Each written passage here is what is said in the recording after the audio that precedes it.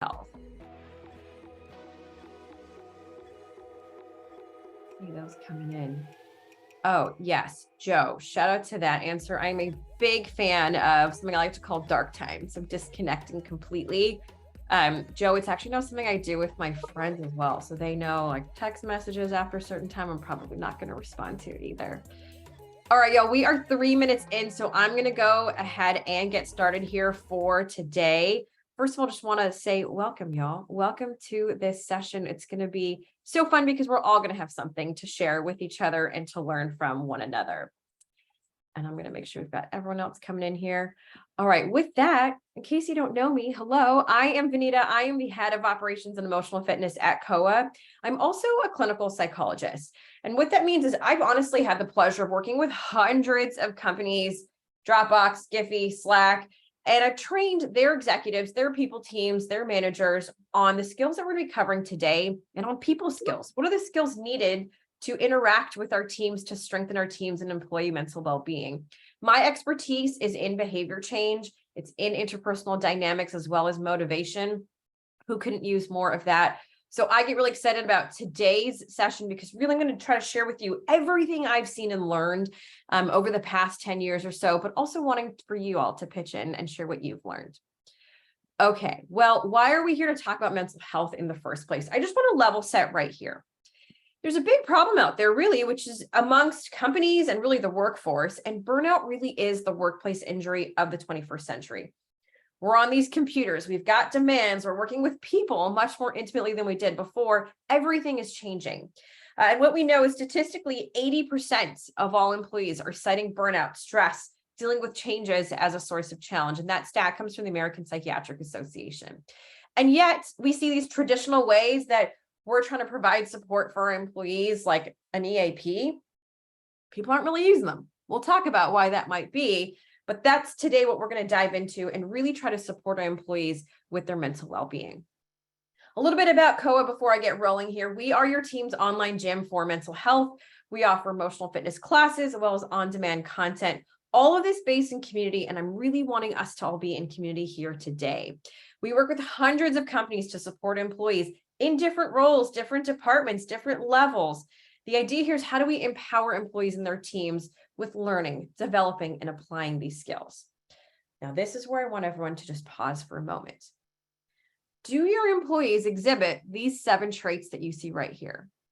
All of our offerings are rooted in the foundations, these 7 foundations of employee well-being. We call them the 7 traits of emotional fitness. Through our research, we have found that healthy, engaged, effective leaders and teams exhibit these exact 7 traits. So at COA, we really help folks to practice, learn, and develop these traits. And honestly, they apply to so many different challenges and topics that we know exist. We want to support engagement with folks on these live and on-demand classes and topics such as our leadership topic, our managers, communication, resilience, all of these certainly being big hot topic items these days. All right, to get us set up for success, I do see some folks already with their notes and pens, so they are getting ready to jot things down. For today, we're going to use that chat to stay engaged. So go ahead and throw in a +1, share resources if you know of one that you want to share with other folks. You might see somebody ask a question that you have a response to. Feel free to engage in that way. I'm going to ask that we, of course, share in a way that feels boundary for us, in a way that feels supportive for another person. As again, I will also be sharing resources in a follow-up email.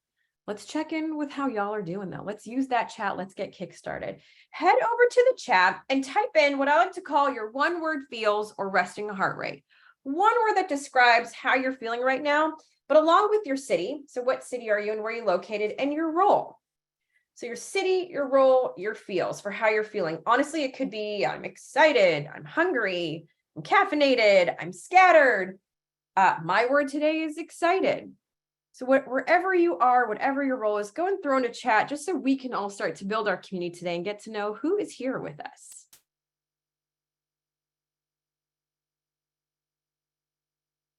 All right. Yeah. Leah, you're like, I'm busy is what I am. Let me just tell you. I hear you.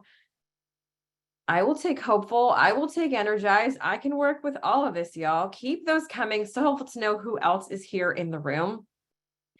Now, again, we talked about those 7 traits of emotional fitness a couple slides ago.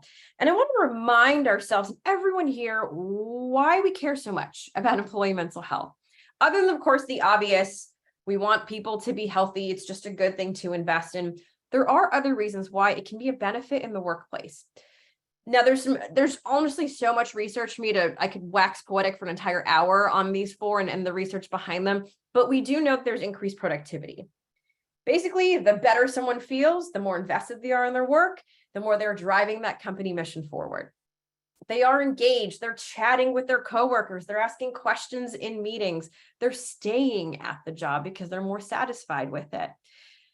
Now, I wanted to share that with the decreased healthcare and disability costs you see there, that third one, the idea here is that often when folks aren't feeling great in terms of their mental health, they're often then not taking care of themselves physically as well. So we do just see higher rates of chronic illnesses. So the mental health and physical health certainly being related.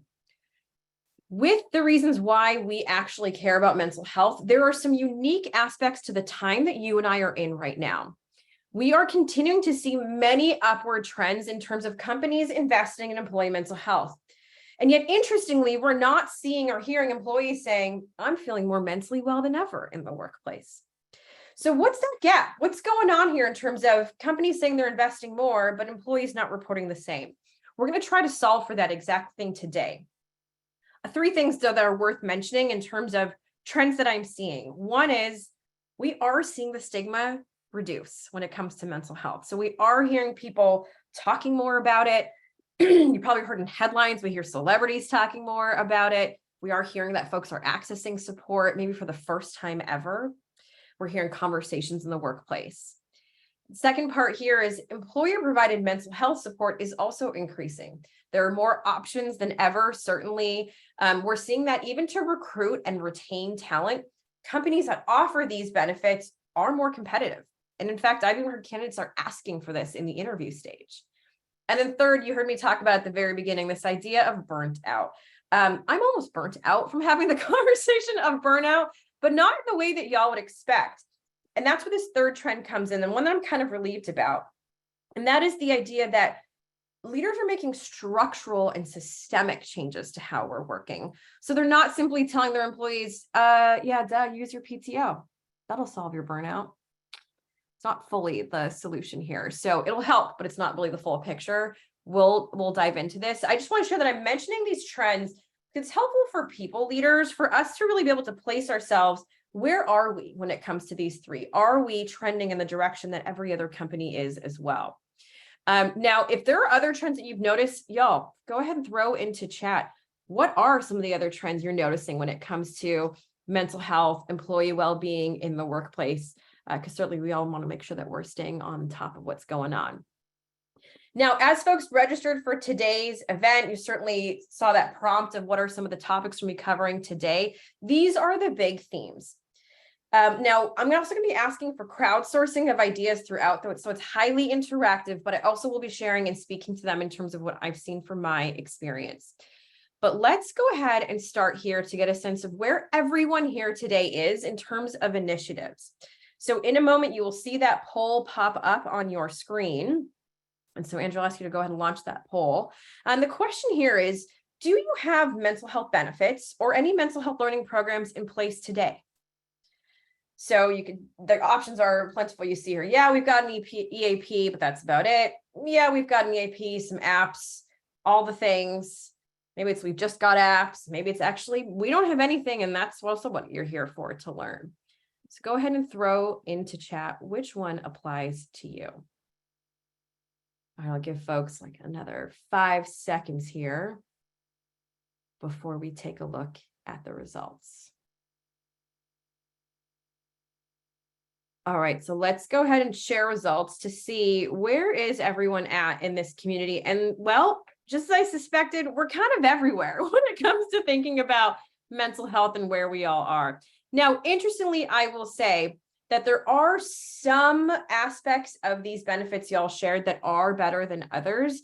But it looks like for the most part, looks like most folks have some form of EAP as the number one offer, and that's not surprising. The idea here, though, is where are we right now? Are we offering anything? Are we not? And how do we get the most out of it? Or what's the next best step?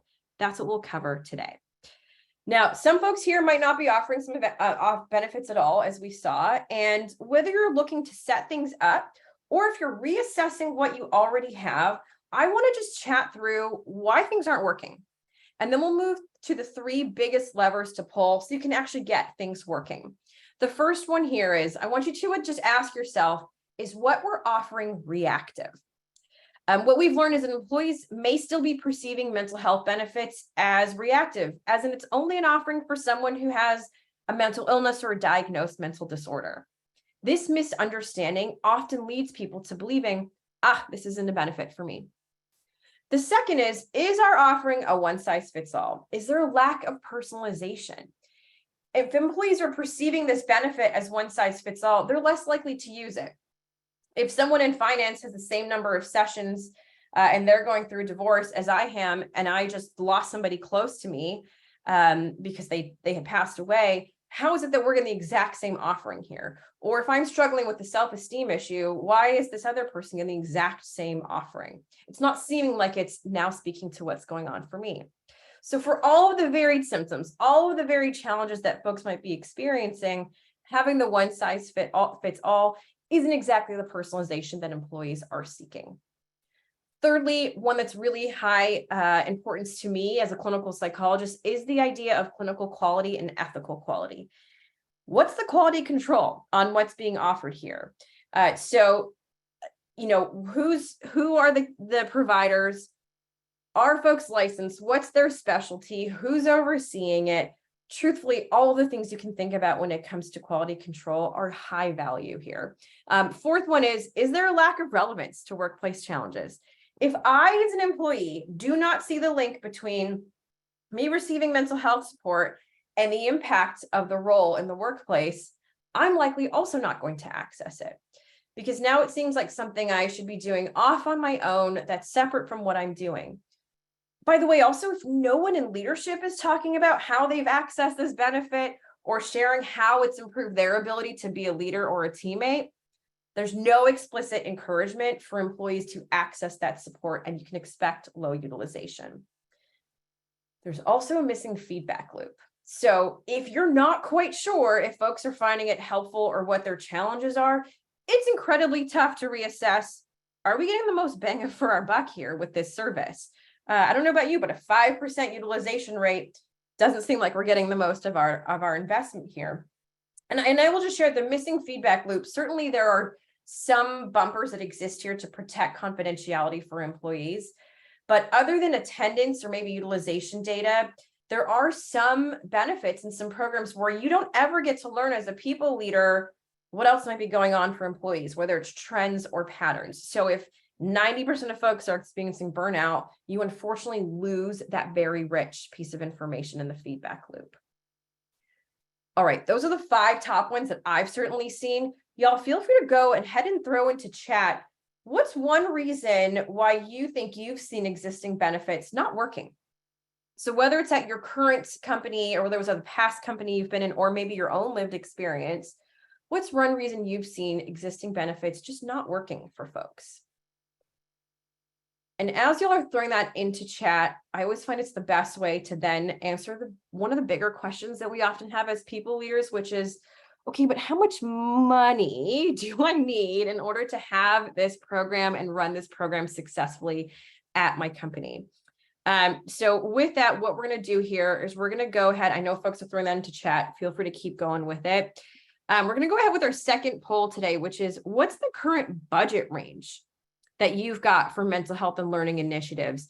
It's probably one of the top questions that I get from folks in terms of, Vaneeta, what do we need to start? So go ahead and throw into chat. Let's learn from the folks who are in this community. What are you all working with when it comes to a budget for your mental health initiatives, for your mental health learning programs? So go ahead and throw that into chat. I'll give you a few seconds here. Excuse me. Okay, 3 more seconds, 2, and 1. All right, y'all, let's see where we are at in terms of the budgets that folks are working with here. So, wow, overwhelming trend that a lot of us don't have we don't have a lot that we're working with less than 10,000. And certainly even close to even just a little bit more than that. That's the large majority of this crew. And I'll be honest with y'all, after working with companies of different sizes, different industries, I can honestly say there is no real formula here. I haven't seen one ideal budget per number of employees. There is one commonality, though, that I have seen, and that is companies who invested more in these initiatives. It seemed to be companies who already had a pretty strong learning culture. So they were already a company culture that had ongoing feedback, for example, or they were supporting learning as an evaluation item on performance evaluations, that these were employees who were just always being asked, what do you want to learn while you're here? So if you've got whatever your budget was that you answered on that last one, even by the way, if it was 0, I want you to think about, if you were going to initiate anything, even the smallest thing, how do you make sure you're getting the most out of it? Because there really are 3 big levers, as I mentioned, that you want to keep pulling here. The first one is treat the mental health or learning benefit like it's an appointment. That means making time for it during the work hour. Be clear about the benefits of mental health support being a company-wide initiative. And the way to say that this is a company-wide value or initiative is to integrate it right into the workday. And let me tell you, this encourages everyone to engage. So yes, it means that you want to make sure that you have a benefit that has offerings specifically for your company. And this might include something like a private event, a demo, a class of some kind. But there was an incredible research study that was done in 2020 to figure out how do we get engagement from mental health benefits. And one of the biggest ways to see if something was used was if it was perceived as a worksite activity. So if I saw this just simply as something that's baked into my role, baked into the day-to-day at my company, I'm going to use the thing more often. You're going to hear me say this maybe 17 times today. So I'll start off right now with saying that. But live experiences are the most significant way for a company to come together, to build community. And because it's live and you experience it, you do get a better sense of how teams are doing. Now, I don't mean in person necessarily. I'm just saying live, everyone together. There certainly is a time and a place for on-demand, for async content and items and experiences. But when we think about utilization and engagement, it's the live offerings that tend to have the highest numbers. So that's the first one here, is how do we make sure we've got a block on a calendar like the example that you see here? Secondly, building skills. How do we help our employees build skills before there's a crisis, y'all? Now, we want to encourage employees to be proactive. This goes back to that one reason I was sharing that a lot of employees don't access your benefits is because it's being seen as reactive. Most employees are not accessing because they think it's crisis support or diagnostic support. So if you are a manager, for example, talk about how you're taking care of your mental health proactively. Maybe it means you're blocking a calendar, a therapy hold. You'll see an example here of a leader and their hold here on the calendar. You can see the idea here is, how do we make sure that folks know that we are valuing them and their skill development even before our company goes through a layoff, a reorg, a merge of some kind, because we know those challenges are coming. We can't always predict when. So let's start investing in the skill development and the mental health skill development now. If you are a people leader, y'all, which I know a lot of us are, speak with your benefits provider regarding how do they support proactive mental health care. One of the questions I've certainly seen people leaders ask as they're interviewing or shopping around for vendors is, how will you partner with us as the needs of our employees change? Making sure it's not just a one size fits all, and you're not just for one particular thing. It's, as a company, we're going to change, which means our employees are going to change. How will you grow with us together? One of my favorite questions to ask. And y'all, if you have favorite questions that you like to ask as you're assessing for vendors, please feel free to throw those into chat. It's always so helpful to get some insight there. All right, we've pulled our lever on. It's got to be built into the workday. We want to make sure we're building skills proactively. The third lever here to keep pulling is communication, early and often. Promote, promote, promote. So research shows that employees are just more likely to access their mental health benefits the more it's messaged from their employers. I'm telling you, this could look like a Slack message that outlines, here's how to sign up for an account. Maybe it's an internal newsletter highlighting the benefit. Maybe you've got an all hands coming up and it's a senior leader who's announcing the benefit. The bonus here is that you want to message the types of support that folks can get with your benefit.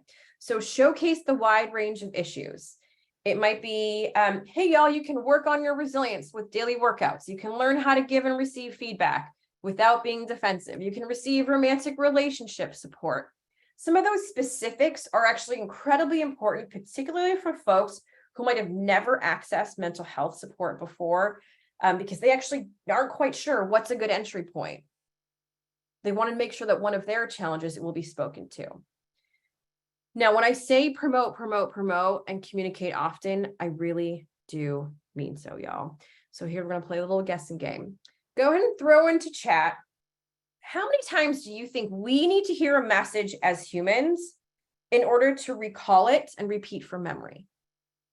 So go ahead and throw a number into chat. How many times do you think that we as humans need to hear a message before we're able to recall it from memory and repeat it? Let's see what kind of guesses we got coming in here. All right, we've got 5, 3, 12. Paul's like, I have no faith in humanity whatsoever. It's definitely 100. I hear you, Paul. I get that sentiment. Okay, so basically we've got a range. We got 3 to 100 as our range. Well, I'll let you know here that we do see the average being 7, but here's my asterisk. And I think, Ariel, you had it here, which is the range is actually anywhere from 6 to 20. Depending on the complexity of your message, yes, y'all, you might have to actually communicate something 20 times before your employees can repeat it. And it makes sense, right? How many emails are we going through? How many Slack messages are we going through? We've got to compete with all of the noise that's out there. And it's not just with the quantitative, so getting the message out there 7, 10 times. It's how do we do it in a way that's diverse, that offers variety. So when I say early as well, not just often, but early, I really mean day 1 of the role, y'all. Promoting mental wellness as a value for your company during onboarding. I mean, even during the recruitment process. And y'all, if you do that, feel free to share in the chat how you do this, how you exactly communicate your company's value to mental wellness. What I've shared up here is actually an example of Skillshare. They're a partner of COA's, and they feature their benefits on their job page of how they incorporate mental wellness learning into not just their onboarding, but also regular learning programs as well for their employees. And there's another one here at General Assembly, another one of our partners. We actually use a Slack channel to promote weekly resources. So every single week, they're getting reminders of here are the topics coming up, here are the classes coming up. And this then is actually contributed to a way higher above average utilization rate for their benefit. And employees are skill building and they're loving the learning as well. So communicate early, communicate often, no such thing as too much. So I talked about how can we diversify the ways that we're doing it. Y'all, here's how we're going to get together right now and brainstorm for 1 minute. What I'm going to ask us to do is in a moment, I'm going to play some tunes. For 1 minute, we're all just going to enter into chat. What are the ways that we can get creative to promote our mental health and learning benefits? So we're all going to get some ideas from each other. So for 1 minute, let me play my tunes here. Let's go ahead and throw into chat. What are ways that you can promote creatively your mental health benefits and learning programs?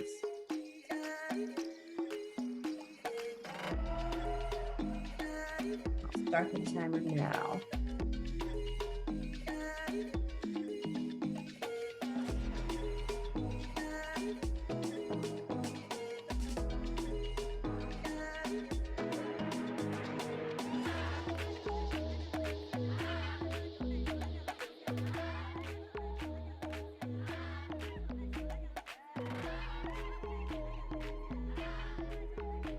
Excellent ideas coming through. We got 20 seconds left.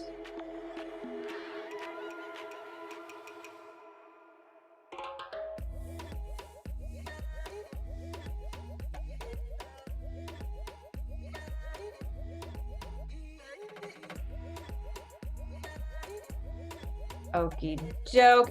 If you still got ideas, please feel free to keep them coming. I'm looking at some of the ideas that are coming through here. And Carrie, your ideas have definitely caught my eye. Carrie Bashir's in terms of the strategy. We want to get it into policy. We want to get it into performance evaluation. Carrie, I'm not sure. Are you willing to? I don't know if we can get you somehow off of. We not be able to get you off of mute, but Carrie, if you can share even a little more details about how y'all incorporate into your department strategy, that is a hugely successful one that I know not everyone is able to figure out how to do. I'm seeing trivia and challenges and contests, a way to gamify it, make it more fun and playful for folks to come through.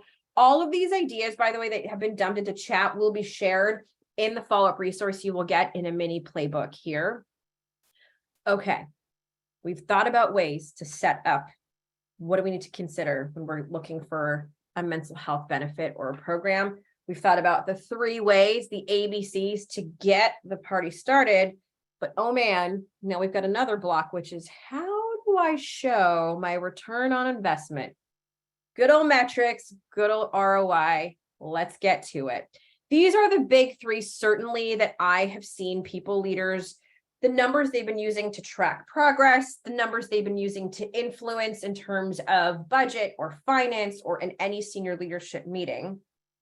In terms of job satisfaction, so folks have been using engagement surveys. They've been using their retention rate, as well as our employees referring these jobs to other folks that they know, because that can be an indicator that, hey, maybe we're actually doing a good job of taking care of their emotional well-being while they're here in this role. By the way, y'all, if you have a metric you're using that is not seen on this slide, please feel free to share in chat what is one metric that you are using. And if you want to share how you're measuring it as well, I encourage that. In terms of this job satisfaction right here on your left, in terms of how often I've seen folks measure it, that has also varied. Minimally with engagement surveys, we see once a year, but I certainly know of companies who do run it once a quarter, so 4 times a year. The second metric you see here, utilization rates. How many employees are actually using the offering?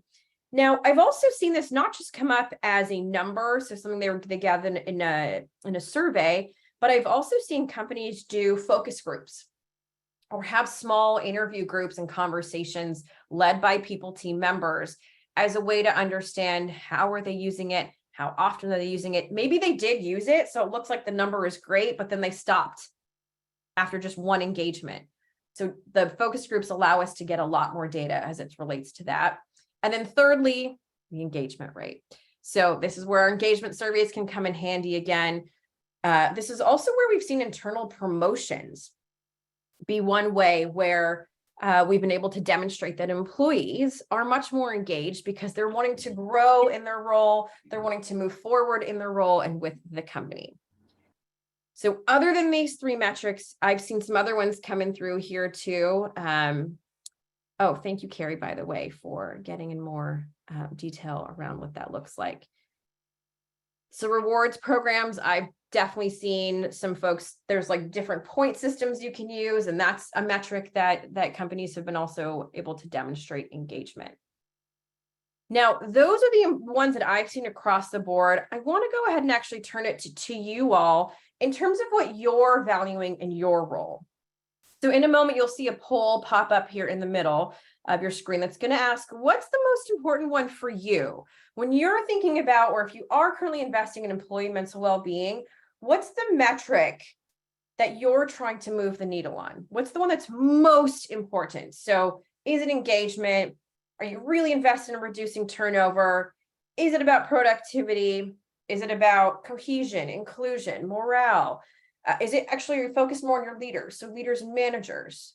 Or are you like, Vaneeta, stop making me choose one? It's really actually all the above. I know it's hard to choose one, but I'll give you all just a few moments here to think about what's the one that's most important to you right now, given where your company is. All right, we've got answers coming through here. Give folks 5 more seconds. 3, 2, 1. All right, let's get a sense of what is everyone here valuing as they're setting up their mental health benefits and their programs. All right, all of the above. It's hard to choose one. I get it. So most of us have all of the above, which is I want to move the needle on all of them. Engagement certainly seems to be a big one, as well as managers, leaders. Now, in a moment, I'm actually going to talk more specifically about how do we work with leaders and leveraging leaders here, because we see them to be a big predictor of the success of our programs. But when it comes to those metrics, make sure that it's not just a value of yours, that you have an actual measurement of what you're using for each of those, as well as a plan for how often you want to be disseminating that measurement, because that also will help us track progress. Okay, so I saw engagement surveys as a big one for folks through chat, as well as you saw it on my slide. It really is honestly a major way that I've seen people leaders get these data, job satisfaction, accessing resources. So in a moment, I'm actually going to share what you'll see right here. These are example questions I've seen time and time again on engagement surveys. Now, these are items that companies and people teams have used as a way to track progress, as a way to maybe make a case for budget and mental health and mental well-being initiatives. If there are items that you use on your engagement survey that you have loved using, please feel free to share that with the community today. So you can go ahead and you can throw into chat what's the one item that you love seeing on engagement survey, or what's the one question that you dream of including in your next version of your engagement survey. Another one that's not included here that I'm seeing much more lately is, how comfortable do you feel taking time off from work? So it's one thing to say, yeah, great, you've got PTO. What companies are now finding out is, oof, but what's stopping people from actually doing that? That could be an indicator of what we've got going on in terms of the culture and mental health at our culture. All right, y'all. Those are some examples of engagement surveys. Again, if you've got ones that you really love, please feel free to throw them into chat. But what do engagement surveys do? Well, they let us get a sense of how are our teams doing. And as I mentioned, sometimes there are companies that do the one-way listening route. It's an email, it's a survey. There are others who do a two-way, which is let's do a focus group. Let's meet folks in different interview groups, and let's really learn what's going on at our company. So I'm going to pause us here and do a temperature check on your teams. In a moment, there is a poll that's going to pop up, and I truly want to know, y'all, how are your teams doing? And in this poll that's going to pop up, you will see there are 4 options here. Maybe it's, hey, we are doing better than ever, baby. Our team is so great. Maybe it's not bad. I'm really starting to see some signs of disengagement or some signs of burnout. Maybe it's not good. I'm already seeing burnout. I'm already seeing overwhelm. I'm already seeing stress. And maybe it's actually, I am not sure because I haven't actually asked lately, or I haven't seen what's going on. We haven't been running an engagement survey for a long time. So go ahead and throw your response there in the poll. We'll give folks just a few more seconds. Really, if you're thinking about your team, how is everyone doing?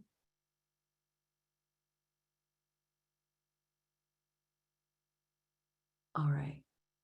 Give it 3 more seconds. 2 and 1. Countdowns are so pressure filled. I don't know why I'm counting down. They're not so great. All right, let's close up the poll. Let's see where everyone's teams are at right now in terms of how we're all doing. We are confidently in the middle. If that isn't a bell curve, I don't know what is. Okay, so seems like there's a very small percentage of folks, but you're out there and you're saying your teams are better than ever. Whoever voted that in, if you've got the secrets, We can either swap positions right now in the session, or please feel free to throw in a chat what you're thinking is encouraging your team to be better than ever. But for the most part, we're sort of a not bad, not good. I'm either seeing early signs of burnout or stress, or we're already there. We're seeing it happen live and direct. Now, the reason why I wanted just to pause here to check in our teams is those are the folks that we're really focusing on right now, right? It's how do we set up a program? How do we set up a benefit to move the needle on exactly how folks are feeling, knowing that if we do this, if we spend just even just a little bit of time and money, how can we get that productivity, that retention going on? Now, I promised I was going to talk about leaders for a moment. And Carrie, one of the reasons why I'd ask you to share details in the chat is because, well, performance evaluations do actually come to play here. We've already talked about ways that leaders have been leveraged. So leaders role modeling, how they're using a benefit, having them be the ones, having a senior leader be the one to talk in an all hands about the mental health benefit and not the people leader. So how can we diversify who we're hearing this from?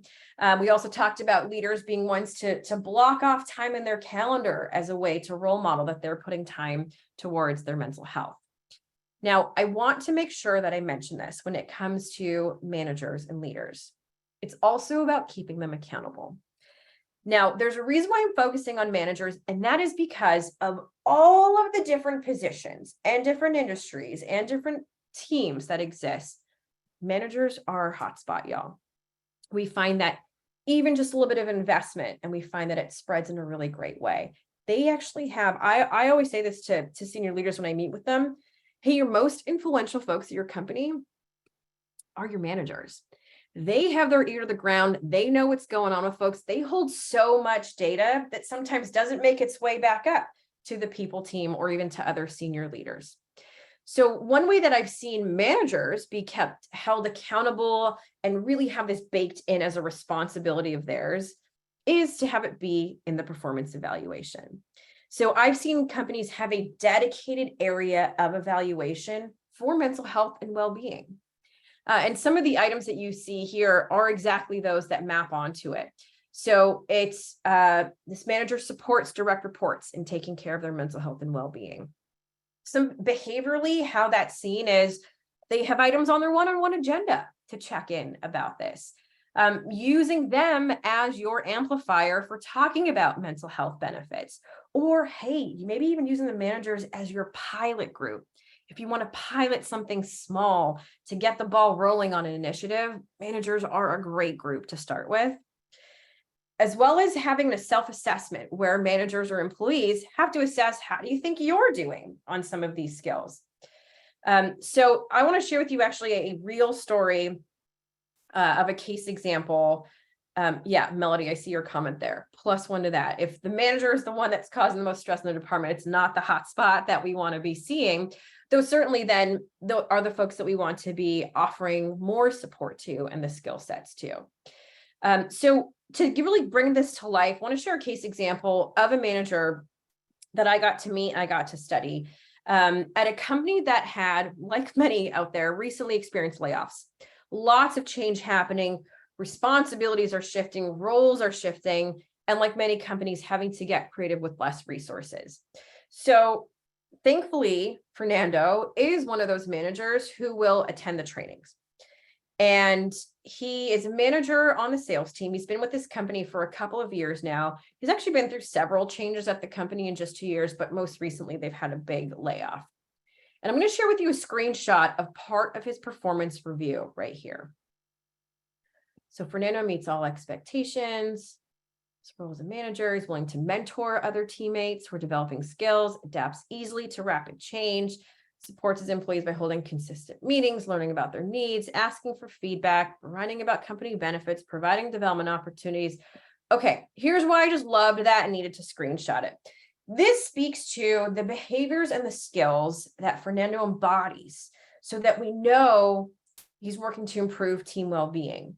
I'm a big fan of behaviorizing as much as possible. I'm a big fan of being as specific as possible because now we not only can encourage Fernando to do these exact behaviors, but if we see them working with one manager, we can then encourage the exact same initiatives with another manager. So one thing to consider here in order to increase the accountability with some of your leaders, and maybe it's to increase the accountability that they'll attend some of these trainings or use the benefits, is to actually have it be a part of the performance evaluation. So that's the idea of how do we leverage our managers. Now, I want to do this chat brainstorm here for a moment, because we've talked a lot about how to assess for what may be not going well with your initiatives, the 3 levers that we want to be pulling, maybe some of the metrics that we want to be tracking. Maybe it's how do we want to ask our engagement surveys? Maybe it's our performance. We've covered a lot of aspects thus far. So I want us all just sort of take a breath and pause and take stock of what we've covered so far. What's that look like for you? So in a moment, I'm going to play another minute of some tunes, and I'm going to have everyone just share in chat, what gap or gaps are you seeing in your company? And I'll just share one of the benefits for us sharing and getting ideas about what to look for is we might be a gap you haven't assessed when you notice somebody else chatting it as well. Maybe I'll give you an area of focus and some ideas to think about. All right, y'all. So for 1 minute, let's go ahead. Let's brainstorm and chat. What are maybe some gaps that you're seeing now as we talk about assessing programs for your own companies or teams programs? 1 minute here. If you can't already tell, I love this instrumental song. So it's a lot of our brainstorming time today.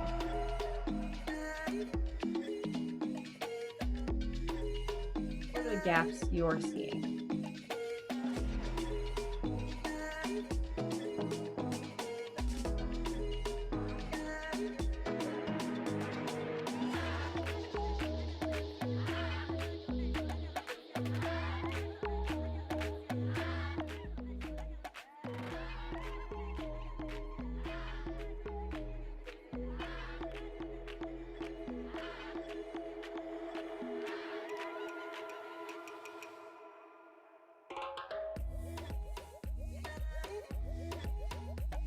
Really use this time to diagnose your team, your company. Where are you at, y'all?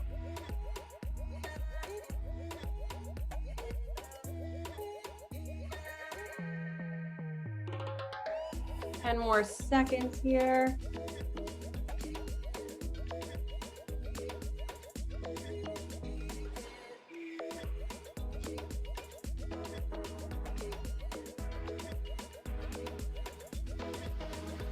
All right, I'm going to pause us here.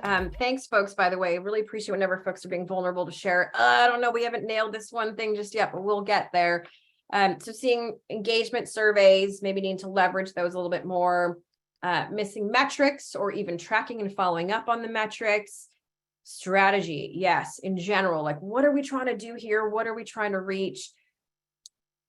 We have resources available, but folks just don't know how to access them, don't know how to use them.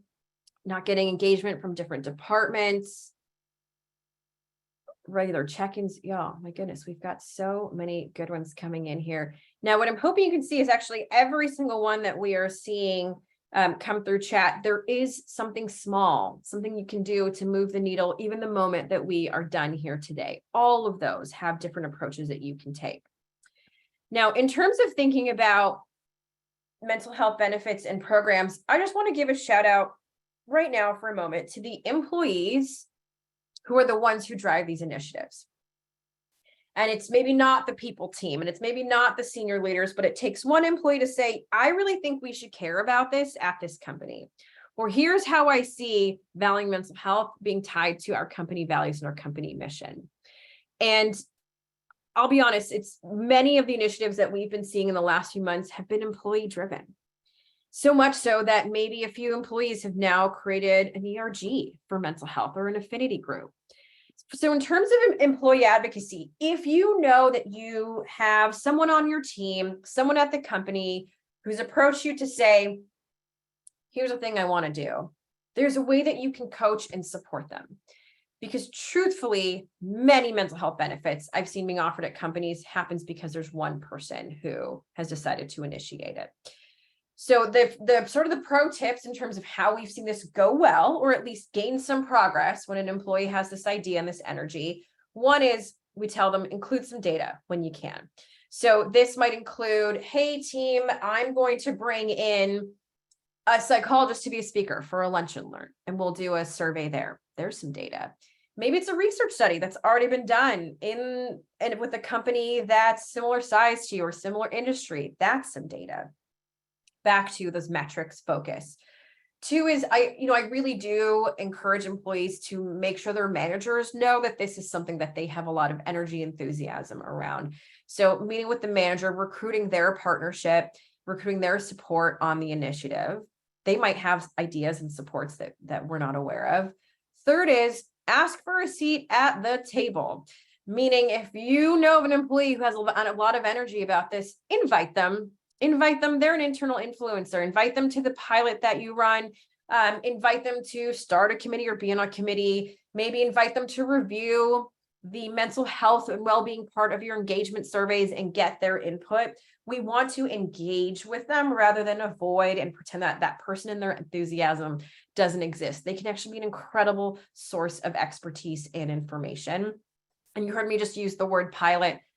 Boy, if this isn't the key word in terms of early visible wins. So whether it is having that lunch and learn, a one-time thing, or maybe you've got a group of employees who show up as being interested in mental health initiatives, they're a great audience to run your pilot for. They're going to be the ones that you really do want their feedback. And again, it's a way to engage them and to communicate to them, this is something that we're committed to making progress on as a company. If you've seen other ways that your employees have been driving some of these initiatives or showing a lot of energy around it, please feel free to throw into chat what they've been doing as a way to move the needle and to get more influence as it comes to mental health benefits.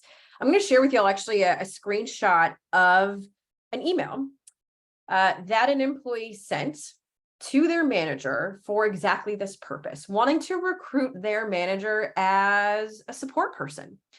So I shared with you that you know partnering with a manager is really important. Here's how this person did it though. They not only included the data in their email, they said, this is what's going to come up in our one-on-one agenda. I want to give you the context ahead of time. By the way, here's other data about how it might be impacting our workers at this company. My goal is to get your feedback. You don't need to prep on this, manager. I'm going to take some ownership on this. Yes, dream employee is somebody who advocates, but I'm sharing this example because it's easily replicable. We can coach anyone at our company and our teams to draft something similar to this as they advocate for an idea. By the way, you will get the screenshot of the email as well. And if you've got other ideas, always come into chat. Okay, now here's the deal. We looked at the gaps. Y'all shared with your gaps where we're addressing things. But now let's look at the things that are going well. And we are sitting here in May, Mental Health Awareness Month. This is often the month where companies do try to start something new, double down on something that's being offered. So maybe Mental Health Awareness Month is something you've already planned for. Maybe it's a new area of focus for you, one that you just diagnosed in the chat. So I'm going to ask for us to do is let's get, again, community sharing, recruiting everyone's brains here for 1 minute. I'm going to ask us to brainstorm together or to jot into chat. What are y'all doing or what do you wish you were doing for Mental Health Awareness Month? And the idea here is just to get a sense of what are people doing for this and where am I as it relates to that? Or what's one small thing we could do? This is a great way to get some ideas. And you bet I'm going to be playing that one same song again. It's happening. Just hang tight. It's the last time I'm going to play it, I promise. All right, y'all, 1 minute here. Go and throw in a chat. What are you doing for Mental Health Awareness Month?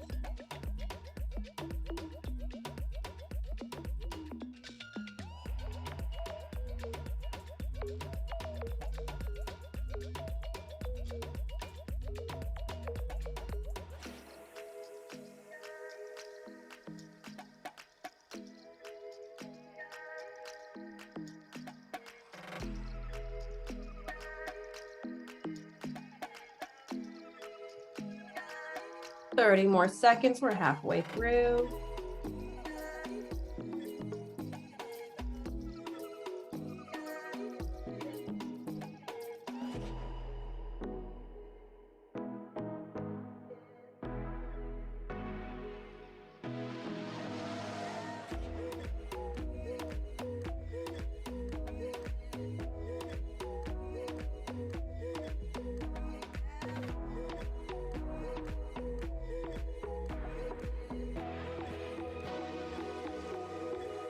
All right, I'm going to pause this right there. If you still have ideas that you want to share, throw them into chat. And I highly recommend go ahead and scroll to see what are other folks up to. Oh, I'm seeing that folks are doing some email blasts. I'm seeing that folks are, excuse me, they're doing some lunch and learns. They're doing some classes. The idea here is, oh, mindful walk. Love this idea of just queuing in. Let's add a calendar invite into our employees' calendars as a way to let them know this is something that we really are committed to doing. So feel free to share some ideas there. All right, y'all. We have covered a lot today in terms of thinking about what the themes are. What do we know isn't going well with certain programs? So a way for you to assess what might need to change, as well as questions to ask for our partners, for our vendors, for our clients, and the 3 ways to pull for our leverage. How do we get more out of what we are offering? Now, there's a couple of things I want to do before we close for today. One of them is a way that I like to work on my emotional fitness here at COA, and that is, feedback. Love to gather feedback. Love to know ways that we can continue to support you in what I think is actually sometimes such a nebulous area of mental health programs. And so what I'm going to be doing here in a moment is in the chat, you will see a link to a feedback survey.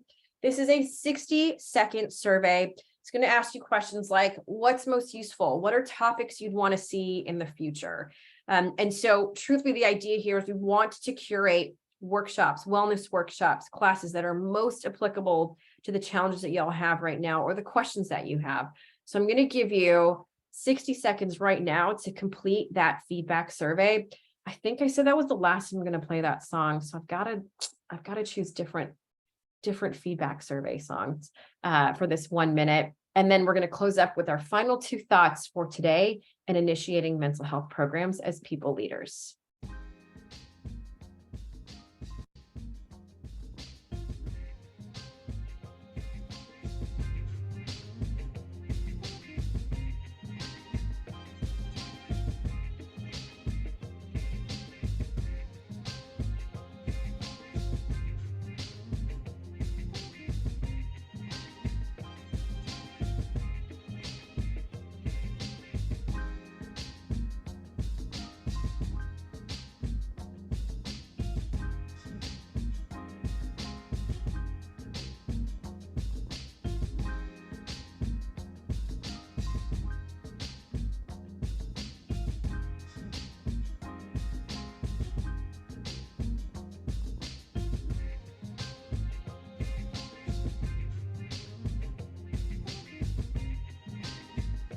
All right, 10 more seconds to complete that.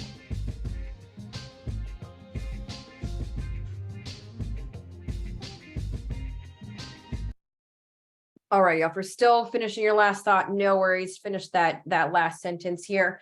Now we start at the very beginning with our resting heart rate. Folks were saying they're excited, they're energized. Someone said they're calm, which also sounds really lovely. But we just spent a whole hour actively working towards setting your employees up for success. So I want to just check in on where you are right now. So let's go ahead and throw into chat, what is your 1-word resting heart rate now? How are you feeling now? Maybe you're still excited. Maybe you're still feeling calm. Maybe still scattered, but go ahead and throw into chat, what is the 1 word that you've got now?